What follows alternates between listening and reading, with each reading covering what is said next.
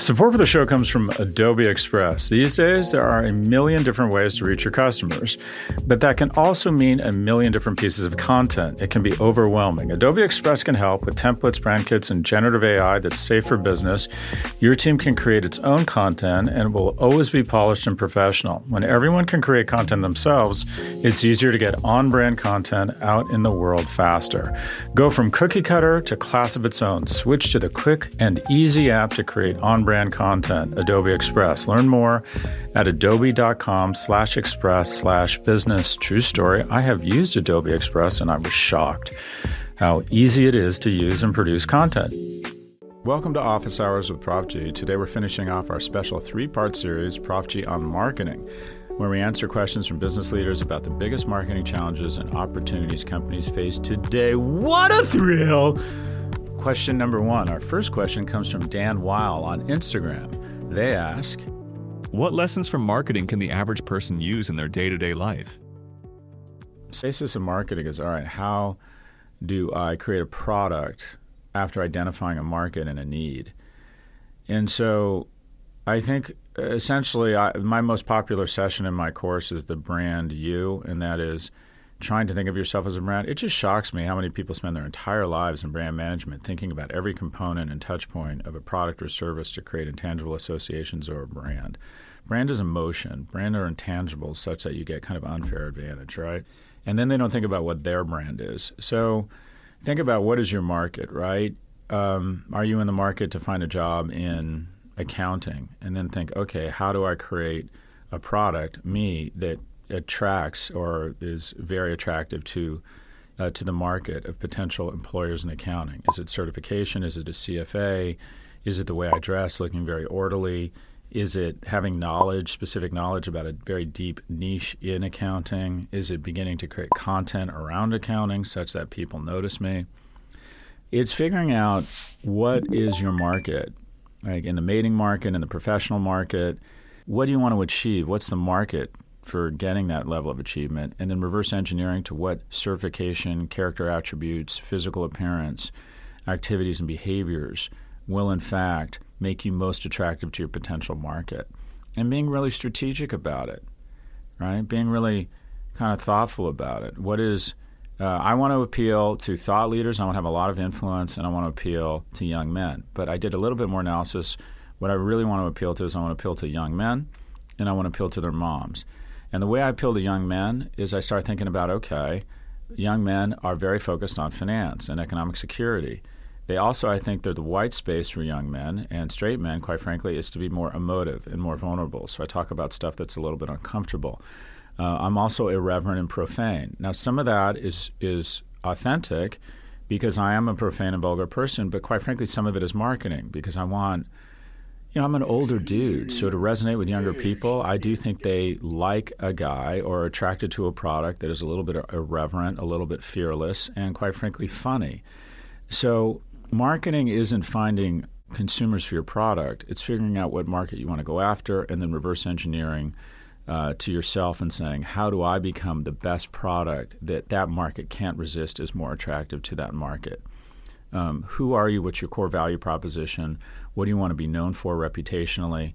And then how do you, the way you behave, the way you dress, the certifications you get, the characteristics you attribute, how do you reinforce that association and that brand such that you create such a strong brand that when people are faced with a myriad of decisions around who they hire, who they hang out with, who they mate with, they decide to look at the shelf and they pick you.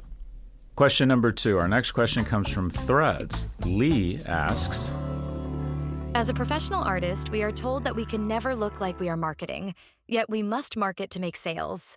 How do we do that? Oh my God, you want to talk about an industry that is so full of shit, that is so all marketing. I mean, literally, okay, I'm sure there's 0.001% of artists are so fucking brilliant that their work itself just breaks through. Folks, get over yourself. If you're not willing to be a total whore and go to openings and meet people and be on Instagram and totally pimp if you don't feel like you need to shower every day because you've done so much whoring of yourself and your work, then just expect to be a struggling artist that eventually digresses into some sort of substance abuse and is poor the rest of your life. I don't think I can think of an industry that is more marketing than art. I mean, it's creating this illusion and this character and why you're so in. My piece of art, I have basically, what do I have? I have 2 pieces of art, literally only 2. One is a picture of Otto Frank returning to the basement where he and his family hung out, and that has real meaning for me. And then whenever I feel sorry for myself, which is one of the many things I hate about myself, given my blessings, I go look at that photo and boom, I stop feeling sorry for myself.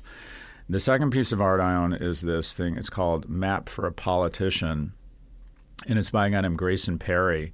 And it's an etching, and it's beautiful, and it's very political, and it kind of speaks to me. It means a lot to me because I went with someone I care a great deal about when I was in Istanbul with her, said, I think you'd really like this artist, and he's having an exhibition in Istanbul, and we went, and I loved it. And then she bought me a piece. And I think it's probably the most valuable physical thing I own, or at least most valuable to me. And one of the things I love about it, and I just was so intrigued, is this guy Grayson Perry lives half the year as a man and half as a woman. Anyways, I found that just super cool, and I found him fascinating. I learned more about him. And yeah, I bought the piece, but what I was really buying was a small piece of Grayson Perry because I was just fascinated with the artist. So your ability to market yourself, go to stuff, get awareness, get pictures of your shit out on social media, I think it's everything, or nearly everything. So if you're banking on the fact that you're 0.0001% of artists, yeah, have at it. And if you believe that, guess what? You know what's really going to bum you out is people who are less talented than you are going to make a lot more money and get a lot more relevance because they did the hard part, and that is they got out a big spoon and they ate shit. They marketed themselves. So, of course, this is an industry that's huge around marketing. I immediately go to social, but I think it's being social media, but I also think it's being very social, going to a bunch of stuff.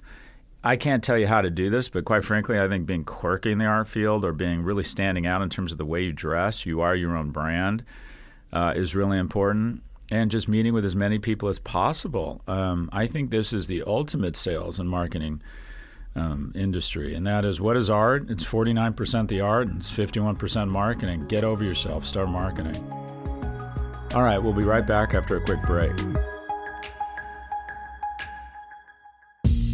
Support for the show comes from Adobe Express. With social media, email, and a growing variety of online ads, there are more touch points than ever between your business and its customers. Adobe Express is here to make sure your smallest touch point is as polished, impactful, and on brand as the biggest. The brand kits in Express make following design rules a breeze. Templates for flyers, banners, emails, social posts, and more have all the professional quality Adobe is known for. And generative AI that's safe for business gives everyone the ability to make images, rewrite texts, and produce effects using simple text prompts. You can create campaigns, resize ads with a click, and even translate content automatically. Work that used to take weeks now takes minutes or even seconds. Adobe Express also makes collaboration, approval, and sharing easier so any team can become a well-oiled content machine. And if you're leading your team, you can monitor it all from your admin console. That means you have one centralized place where you can ensure that every asset is right and that everyone is synced.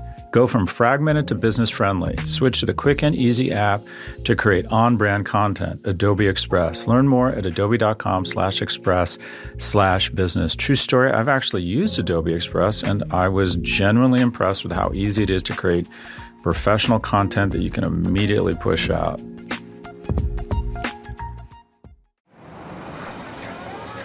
Fox Creative. This is advertiser content from Adobe. As the head of marketing for a big box retailer, I track a lot of moving parts.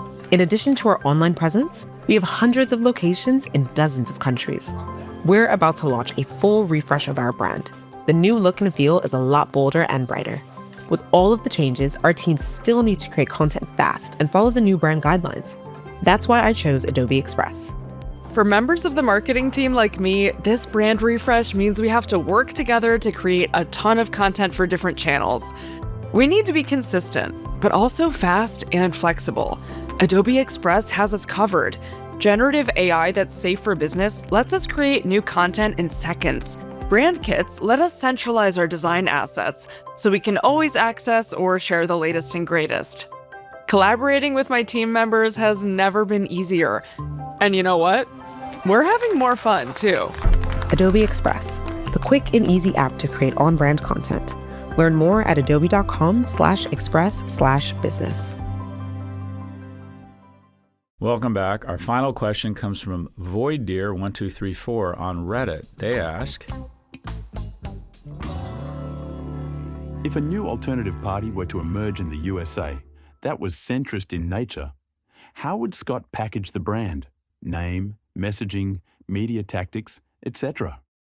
It's an interesting question, and it's a question that's relevant to me. I'm friends with Andrew Yang, who wanted to start something called the Forward Party and asked me to get involved, and I'm basically very cynical on third parties. I don't think they work. I think everyone has an idea. Remember Howard Schultz? He decided he was going to run as an independent. God, that was stupid. I'm a billionaire, and I built an amazing coffee company, so I should lead the nation. Okay, that makes sense.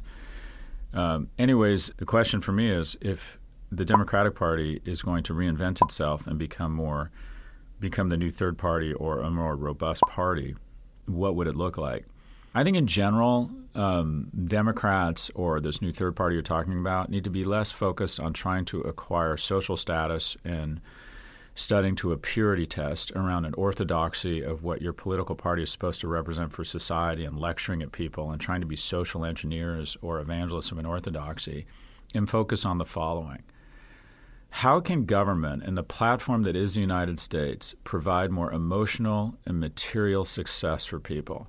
That's it. How can we give people, young people, a sense of purpose through national service, through good schooling, through opportunities to meet and mate?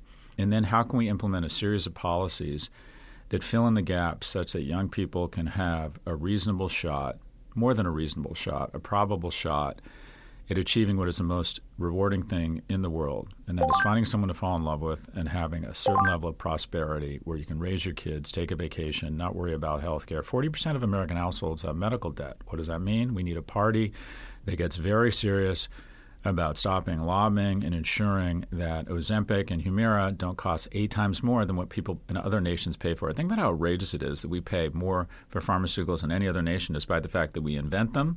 So I think that this new party would have to be focused on what I call a unifying theory of everything, and that is anyone under the age of 40 should have the path, the trajectory, and the infrastructure to find someone to fall in love with, more third places, more sports leagues, more churches, more nonprofits, mandatory national service so we can meet people from different ethnicities, different economic backgrounds, different sexual orientations, and find out, you know what? I may not agree with your politics. I may not like you, whatever, but you know what? I have a bond with you. Why? Because this is what we have in common. We're Americans. We need to lower taxes on young people such that they have more of a shot at getting housing. Let's talk about housing. 7 million manufactured homes in the next 10 years.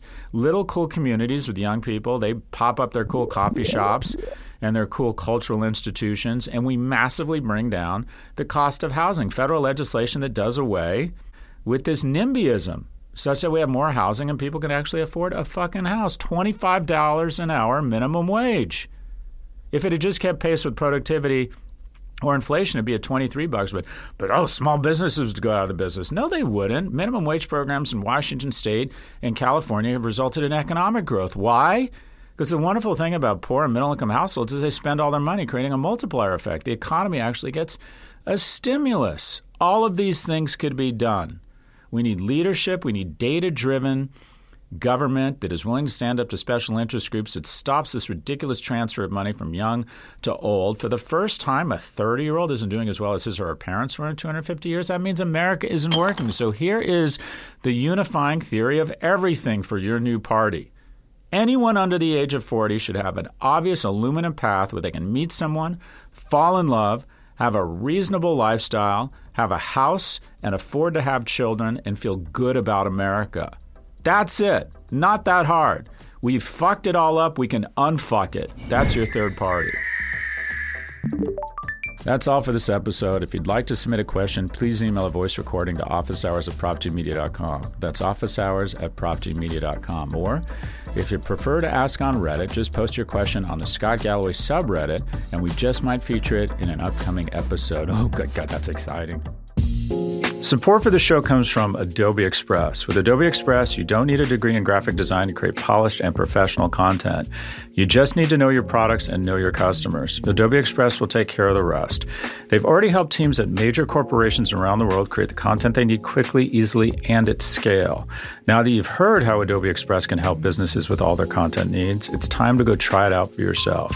Go from flying solo to full support. Switch to the quick and easy app to create on-brand content, Adobe Express. Learn more at adobe.com/express/business. True story, I have used the product and was genuinely impressed with how easy it is to create on-brand, elegant content and then push it out really easily.